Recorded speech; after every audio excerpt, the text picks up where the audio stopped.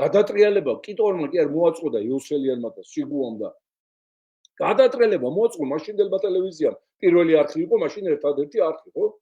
რომელიც დაამონტაჟა ნაძირალა ინჯიამ ეხლა რო ის რა ქვია პუტინის თავარი წარმომადგენელი ოჯახიანად საქართველოში ზღვაზე დაუმონტაჟა კიტოვანის არმია, სადაც იყო გვარდია დაბანაკებული, იქიდან დაიწყო გადაცემები იმის თაობაზე, რომ გამსახურდიას გააქვს საქართველოსთან ოქრო, ვერცხლი, ეროვნული ბანკი და მე აქ მთელი საქართველოს არიქა დროზე თუ არ დავამხეთ, საქართველოს აღარ იარსებებს და ეს დაიჯერა ხალხს.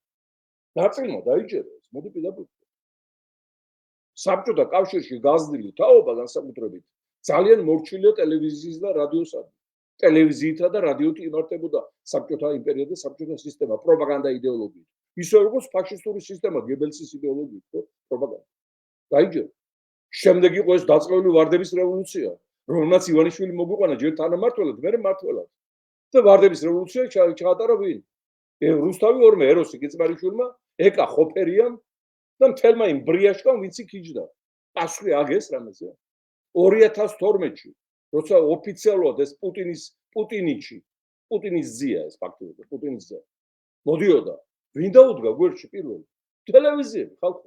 აქ უბარდიას ტელევიზიიდან დაწყებული, სადაც გახსნილი იყო ივანიშვილის დახმარების შტაბი. თვითონ ლასრო აგროვებდნენ მილიარდერის დასახმარებლად უჭირსო და ჩემზე ილაძღებია ხოლმე აკა რას მათხოვრობო. ივანიშვილს უგროვებდნენ ფულს, რომ დააჯარიმაო სააკაშვილმო და ეხლა ფული დავეხმარო და რიგი იდგა. იქიდან დაწყებული ყველა ტელევიზია მიიყიდა და გაიყიდა მას. და შექმნეს ამინდი, შექმნეს განწყობა და დაღუპეს დააქცეს ქვეყანა.